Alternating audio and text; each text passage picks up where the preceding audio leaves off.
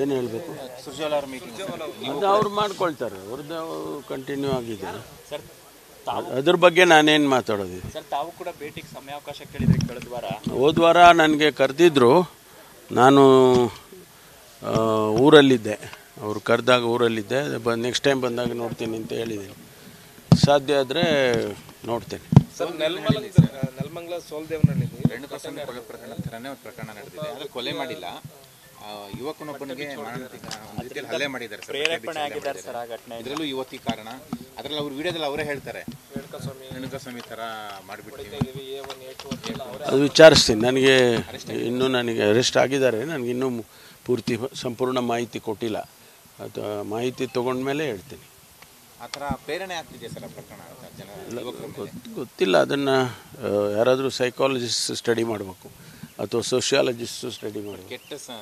ಆ ಥರ ಏನಾದರೂ ಇಂಪ್ಯಾಕ್ಟ್ ಆಗ್ತಾ ಇದೆಯಾ ಸೊಸೈಟಿಯಲ್ಲಿ ಯಂಗ್ಸ್ಟರ್ಸ್ ಮೇಲೆ ಅಂತ ಯಾರಾದರೂ ಸೋಷಿಯಾಲಜಿಸ್ಟು ಸ್ಟಡಿ ಮಾಡಬೇಕಾಗುತ್ತೆ.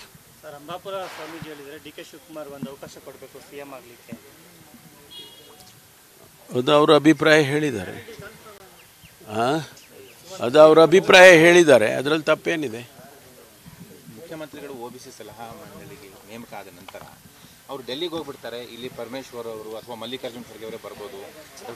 ಗೊತ್ತಿಲ್ಲಪ್ಪ, ಅದೆಲ್ಲ ಬಿಡಿ. ಬೇರೆ ಇನ್ನೇನಾದರೂ ಡೆವಲಪ್ಮೆಂಟ್ ವಿಚಾರ ಮಾತಾಡ್ರಿ. ಈ ಬರೀ ಮುಖ್ಯಮಂತ್ರಿಗಳು ಇದು ಪೊಲಿಟಿಕಲ್ ಸ್ವಲ್ಪ ಕಡಿಮೆ ಮಾಡಿ ಬೇರೆ ಕಡೆ ಕ್ಯಾಮ್ರಾ ಬೇರೆ ಕಡೆ ತಿರುಗಿಸಿ. ಗೊತ್ತಿಲ್ಲಪ್ಪ, ನನಗೆ ಅದೆಲ್ಲ ಗೊತ್ತಿಲ್ಲ. ಅದೆಲ್ಲ ನನಗೆ ಗೊತ್ತಿಲ್ಲ. ಗೊತ್ತಿಲ್ಲ. ಅದೆಲ್ಲ ಮುಖ್ಯಮಂತ್ರಿಗಳು ಅದ್ರ ಬಗ್ಗೆ ಗಮನ ಹರಿಸ್ತಾರೆ. ಅವರು ಫೈನಾನ್ಸ್ ಅವರಲ್ವಾ, ಅವರು ಮೇಲೆ ಫೈನಾನ್ಸ್ ಅಡ್ವೈಸರು ರಾಯರೆಡ್ಡಿ ಅವರೇ. ಸೊ ಅದು ಅವರಿಬ್ಬರಿಗೆ ಬಿಟ್ಟಿರೋ ವಿಚಾರ. ಗುಜರಾತಲ್ಲಿ ಸರ್ ಅಕ್ರಮ ಬಾಂಗ್ಲಾ ನಿವಾಸಿಗಳಿಗೆಲ್ಲ ಫ್ಲೈಟ್ ಹರಿಸಿ ಕಳಿಸ್ತಾ ಇದ್ದಾರೆ ಸರ್. ಕರ್ನಾಟಕದಲ್ಲಿ ಏನು ಅಲ್ಲ, ನಾವು ಯಾರ್ಯಾರು ಅನಾಥರೈಸ್ಡ್ ಆಗಿ ಯಾರಿದ್ದಾರೆ ಅವರಿಗೆಲ್ಲ ಡಿಪೋರ್ಟ್ ಮಾಡ್ತಾ ಇದ್ದೇವೆ. ಈಗಾಗಲೇ ನಾವು 200ಕ್ಕೂ ಹೆಚ್ಚು ಜನ ಬೇರೆ ಬೇರೆ ಫಾರಿನರ್ಸ್ ಯಾರ್ಯಾರು ನಮ್ಮಲ್ಲಿ ಅನಾಥರೈಸ್ಡ್ ಆಗಿದ್ದಾರೆ ಅವ್ರನ್ನೆಲ್ಲ FRRO ಅಂತ ಇದೆ ಅಲ್ಲಿ. ಅವರು ಫೈಂಡ್ ಔಟ್ ಮಾಡಿ ನಮಗೆ ಹೇಳ್ತಾರೆ, ಆವಾಗ ನಾವು ಅವ್ರನ್ನ ಡಿಪೋರ್ಟ್ ಮಾಡ್ತೀವಿ. ಅಲ್ಲಿ 1000 ಲೆಕ್ಕದಲ್ಲಿ ಕಳಿಸ್ತಾರೆ ವಾಪಸ್ಸು. ಕರ್ನಾಟಕದಲ್ಲಿ ಅಲ್ಲ, ಅಷ್ಟು ನಮ್ಮಲ್ಲೂ ಕೂಡ ಹೆಚ್ಚು ಇರೋದು ನಮಗೆ ಕಂಡು ಬಂದರೆ ನಾವು ಕಳಿಸ್ತೀವಿ. ನಾವು ಪ್ರತಿನಿತ್ಯ ನಾವು ವೆರಿಫೈ ಮಾಡ್ತಾನೆ ಇರ್ತೀವಲ್ಲ. It's a continuous process. ಒಂದಿನ ಮಾಡಿ ನಿಲ್ಲಿಸೋದಿಲ್ಲ. It's a continuous process. ಯಾರ್ಯಾರು ಅನಾಥರೈಸ್ಡ್ ಆಗಿ without any valid papers, passport ಅಥವಾ ಎಂಟ್ರಿ ಪರ್ಮಿಟ್ಟು ಈ ಥರ ಎಲ್ಲ ಇಲ್ಲದೆ ಹೋದರೆ ಅವರನ್ನು ಡಿಪೋರ್ಟ್ ಮಾಡೋದಕ್ಕೆ ಕ್ರಮ ತಗೊಳ್ತೀವಿ. ಅಲ್ಲ, ನಮ್ಮ ಗಮನಕ್ಕೆ ಬಂದಿರೋದು ಅಂಕಿಅಂಶಗಳನ್ನು ಅಷ್ಟು ಕೊಡ್ತೀವಿ. ಗಮನಕ್ಕೆ ಬರೋದು ಇಲ್ಲದೇ ಇದ್ದರೆ ನಮಗೆ ಫೈಂಡ್ ಔಟ್ ಮಾಡ್ತಾನೇ ಇರಬೇಕಲ್ಲ.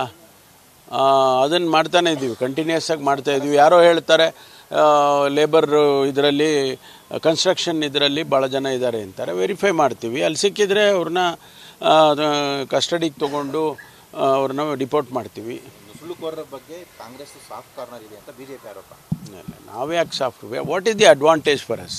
ಕಾಂಗ್ರೆಸ್ಸಿಗೆ ಏನು ಅಡ್ವಾಂಟೇಜ್ ಇದೆ ಸುಳ್ಳುಕೋರರಿಗೆ ಸಾಫ್ಟ್ ಕಾರ್ನರ್ ಇರೋದಕ್ಕೆ? ನಮಗೇನು ಆ ಥರ ಅಷ್ಟು ಇನ್ನೂ ನಮಗೆ ಬಾಂಗ್ಲಾದೇಶದವ್ರನ್ನ ಕರ್ಕೊಂಡು ಬಂದಿಲ್ಲ ಓಟ್ ಹಾಕ್ಸ್ಕೊಳ್ಳೋಂಥ ಪರಿಸ್ಥಿತಿ ಕಾಂಗ್ರೆಸ್ಸಿಗೆ ಏನು ಬಂದಿಲ್ಲ. ಸರ್, ಪ್ರಿಯಾಂಕ್ ಖರ್ಗೆ ಅವರು ಬಂದು ಭೇಟಿ ಆದರೆ ಏನಾದ್ರು ವಿಶೇಷತೆ ಇದೆಯಾ ಸರ್? ಈ ದಿನ ಬರ್ತಾ ಇರ್ತಾರೆ ರೀ. ಹಿಂದ್ಗಡೆ ರೋಡು ಮನೆ, ನಾವು ಇಲ್ಲಿ ಬರ್ತಾ ಇರ್ತಾರೆ, ಹೋಗ್ತಾ ಇರ್ತಾರೆ. ನಮ್ಮ ಸಂಬಂಧ ನಾವು ಅನೇಕ ಸಂದರ್ಭದಲ್ಲಿ ಹೇಳಿದ್ದೀನಪ್ಪ, ನಮ್ಮದು ಅವರು ಎಲ್ಲ ಒಂದು ಫ್ಯಾಮಿಲಿ. ಬರ್ತಾ ಇರ್ತಾರೆ, ಹೋಗ್ತಾ ಇರ್ತಾರೆ. ಖರ್ಗೆ ಸಾಹೇಬ್ರು ಬಂದಾಗ ನಾನು ಹೋಗ್ತೀನಿ, ನೋಡ್ಕೊಂಡು ಬರ್ತೀನಿ, ಅವ್ರ ಆರೋಗ್ಯ ವಿಚಾರಿಸ್ತೀನಿ. ನನಗೇನು ಹೊಸದ? ಕಳೆದ 40-45 ವರ್ಷದಿಂದ ನಮ್ಮ ಸಂಬಂಧ ಇದೆ. ನಮ್ಮ ತಂದೆಯವರು ಅವರನ್ನು ಒಂದು ಹಿರಿ ಮಗ ಅಂತ ಹೇಳಿ ಟ್ರೀಟ್ ಮಾಡೋರು. ನಮಗೂ ಅವರು ಹಿರಿಯ ಅಣ್ಣ ಇದ್ದಾಗೆ. ನಮ್ಮ ಸಂಬಂಧನೇ ಬೇರೆ ಇದೆ. ನಿಮ್ಗೆ ಅರ್ಥ ಆಗಿಲ್ಲ ಸರ್? ಅದೇ ಈಗ ಜಾಸ್ತಿ ಆಗ್ತಿದೆ. ಮಲ್ಲಿಕಾರ್ಜುನ್ ಖರ್ಗೆ ರಾಜ್ಯಕ್ಕೆ ಬರಬೇಕು, ಅವ್ರು ಬರ್ತಾರೆ. ಈಗ ಅದೆಲ್ಲ ಬಿಡಿಯಪ್ಪ. Thank you. ನ್ಯೂಸ್ ಫಸ್ಟ್, ನಿರ್ಭೀತಿಯಿಂದ ನಿಮ್ಮ ಪರವಾಗಿ.